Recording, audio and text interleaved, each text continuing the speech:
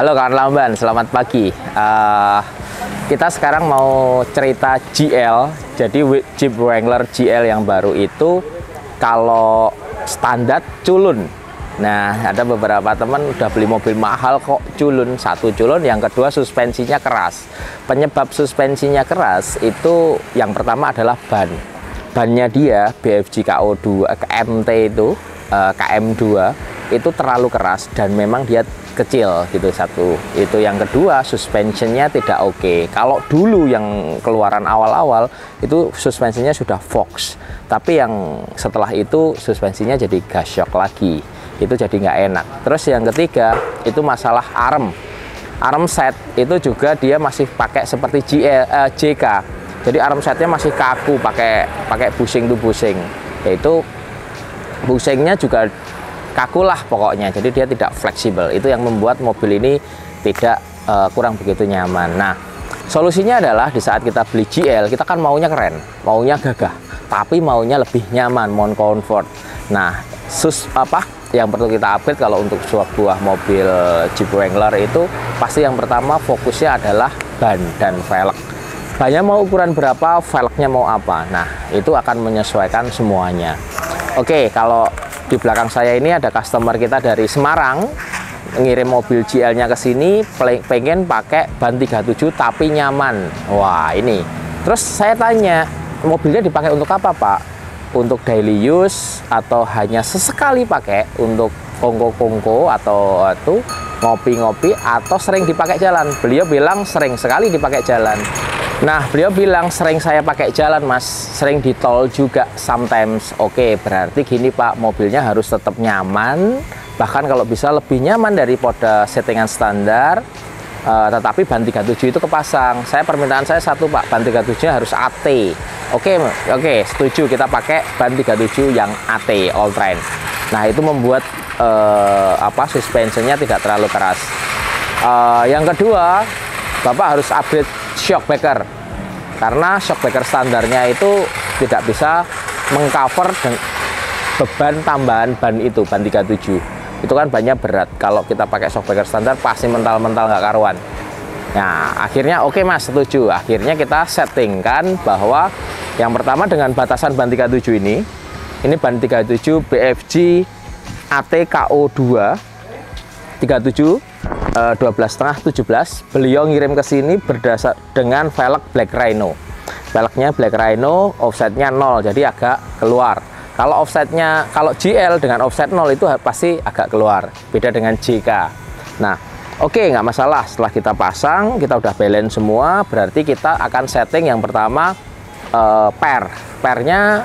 Karena mobil dipakai bener-bener daily use-nya sering dan pengen nyaman daripada standar, pernya kita nggak mau pasang yang tinggi-tinggi, kita pasang Teraflex yang 2,5 inch. Nah, ini looks-nya. Dengan 2,5 inch, tingginya hanya 2,5 inch, kira-kira 7 cm dari standar, itu membuat geometri suspensionnya, jadi arm-arm ini geser ke bawah, itu geometrinya nggak selisih jauh daripada standar.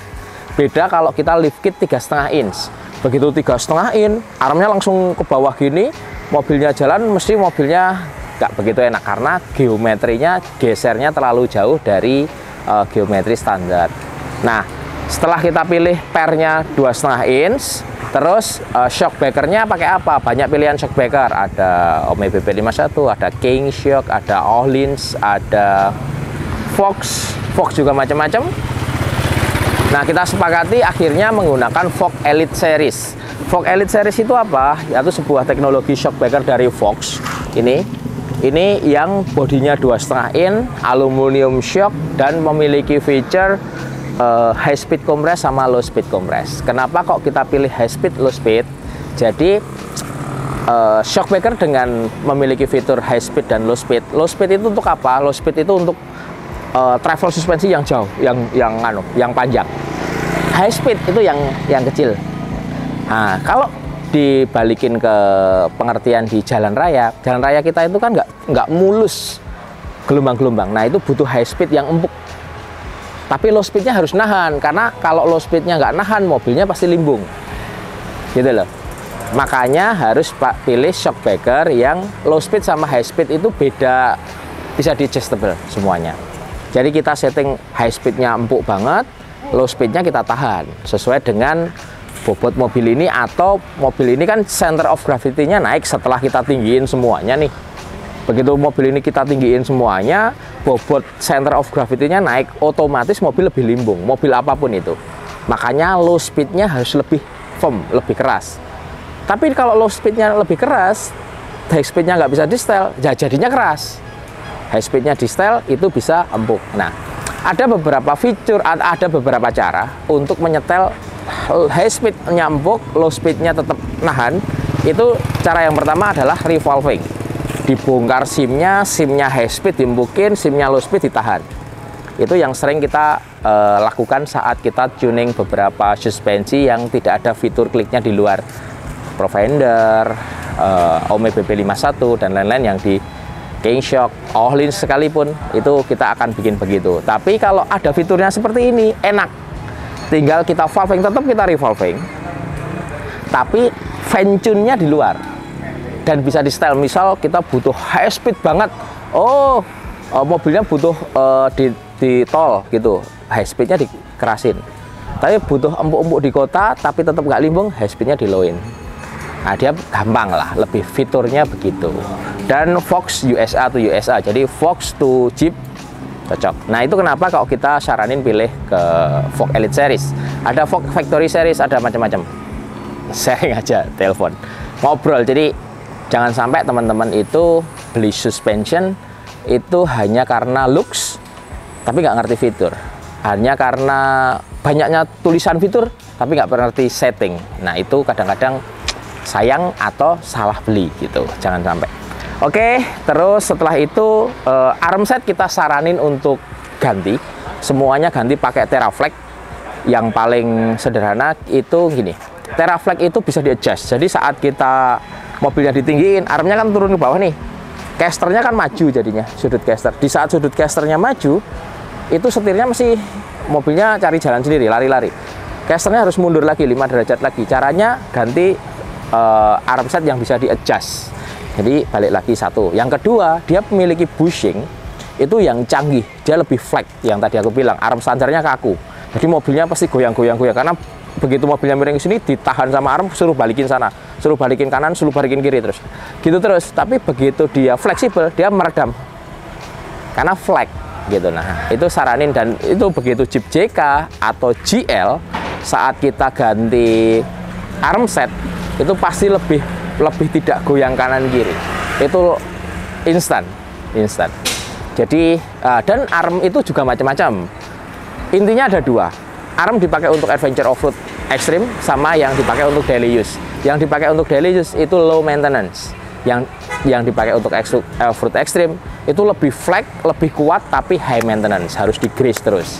Itu grease-nya boleh sharing ke kita. Grease, kalau teman-teman sudah terlanjur beli arm yang harus greaseable, itu grease-nya saranin ngobrol ke kita karena grease-nya khusus gitu. Oke, sekarang suspensi oke, udah tahu semuanya. Tinggal looks-nya. Mobil ini kesini sudah pakai AMP electric footstep, udah paling benar, karena ban 37 kalau nggak pakai AMP footstep atau electric footstep yang turun bisa diamuk sama ibu negara.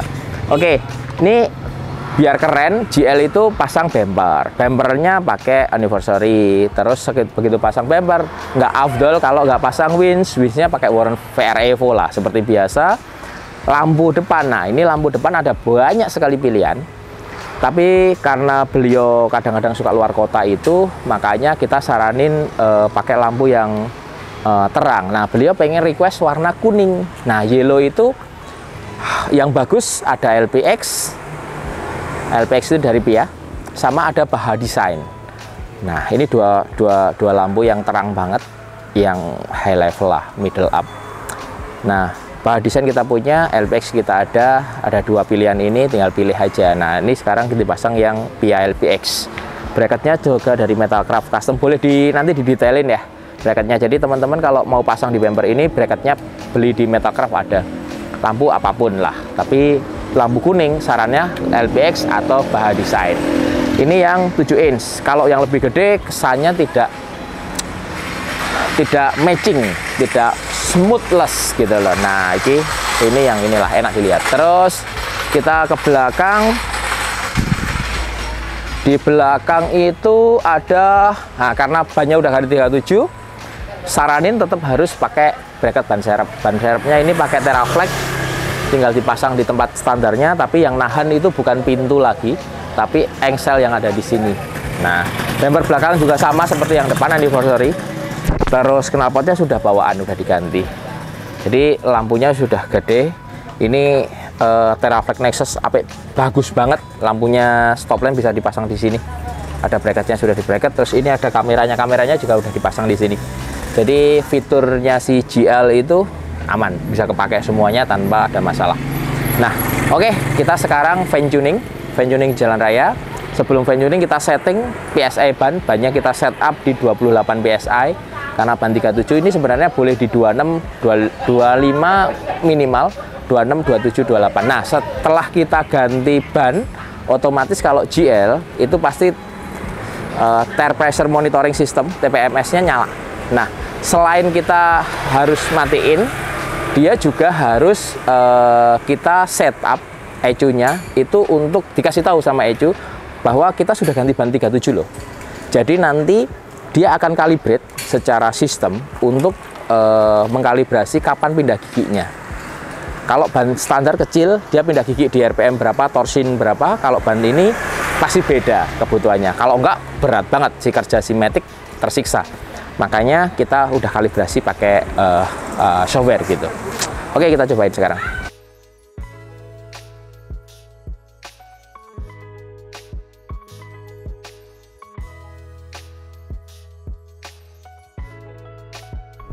Oke, nah tadi ada fitur yang belum saya ceritakan, yaitu dengan mengganti ban 37 kita harus wajib mengganti steering shock. Jadi steering shock itu adalah shock breaker yang menahan ban untuk biar setirnya tidak getar atau tetap nyaman makainya. Nah, ini sudah kita upgrade pakai Teraflex Falcon. Nah, itu sudah bagus, ada fitur kliknya. Dan wajib diganti karena sekarang bannya 37, beratnya beda. Jadi kalau pakai shockbreaker setir standar ya pasti nggak enak gitu. Terus kita akan quality control sebelum mobilnya dibawa pulang, sama kita akan fine tuning kalau perlu di tuning. Ini mobil udah relatif nyaman, tinggal kita fokus untuk kondisinya. Sama saat kita lift kit itu setirnya pasti miring ya. Kalau JL JK itu kalau di lift kit pasti setirnya miring, itu harus dilurusin, karena kalau enggak ECU-nya dia membaca bahwa mobil ini belok terus, miringnya ke kanan ya belok ke kanan terus. Nanti kalau dibaca begitu dia akan cek engine, karena saat belok kanan putaran ban itu harus sama. Kok belok setirnya dibaca sama ECU bahwa belok kanan, tetapi putaran bannya kok sama. Nah, itu pasti di rem sama si ABS system supaya safety, dianggapnya slip atau kondisi seperti itulah. Makanya setir harus lurus. Kita upgrade suspensi itu juga pastinya kita harus men-setting dengan baik supaya selain kita dapat kenyamanan, kita juga dapat safety. Apa yang dimaksud safety adalah saat kita menggunakan suspensi yang bagus, tentunya suspensi itu disetting juga membuat ban itu lebih grip ke aspal. Nah, lebih grip, dengan ban lebih grip itu saat kita melakukan deselerasi atau ngerem mendadak itu mobilnya terkontrol. Jadi lebih amannya di situ gitu loh. Kita ngerem mendadak gitu tidak slip. Kalau slip ya wassalam, tapi dengan suspensi yang bagus kita bisa ngerem mendadak itu mengkontrol bahwa mobil ini tidak slip gitu loh. Itu salah satunya. Yang kedua, di saat kita lewat jalan yang licin seperti hujan atau basah, itu karena suspensi itu di setup dengan bagus, makanya dengan kondisi jalan yang licin dia tetap ngegrip atau tetap lebih grip daripada before-nya, sebelumnya. Itu yang membuat kenapa kalau kita upgrade suspensi itu juga upgrade safety untuk kendaraan kita selain comfortable ya. Gitu. Jadi teman-teman kalau beli suspensi atau upgrade suspensi, fitur itu tidak di setup dengan baik ya eman-eman, sayang gitu. Contoh ya, yuk, contoh kita deselerasi dengan ekstrim. Nih, coba lihat. Kita mau belok ya. Kita rem mendadak. Oh, sampai banyak itu bunyi gitu tuh, tapi kita masih bisa kontrol gitu. Nah, di saat kita pakai suspensi yang tidak di setup dengan baik, itu lebih cepat, banyak bunyi lebih cepat. Kalau ini enggak, karena dia lebih grip ke aspal. Itu penting banget. Dan itu pun juga sama seperti dipakai di saat kita setup suspensi mobil off-road. Mobil off-road ekstrim itu paling susah adalah suspensinya kuat membawa beban yang ditanggung oleh mobil yang berlebihan, tapi juga harus bisa ngegripin ban ke tanah dengan baik. Itu ya, itu memang butuh experience untuk tuning suspensi seperti itu.